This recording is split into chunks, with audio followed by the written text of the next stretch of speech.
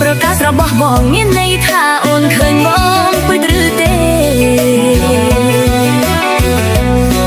អូន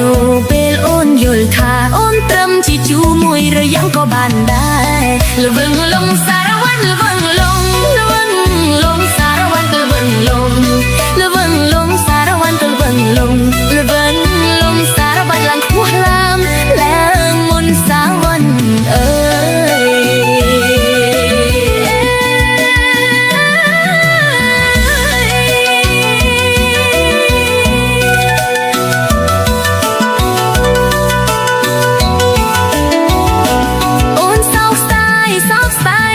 สมศักดิ์ได้เกม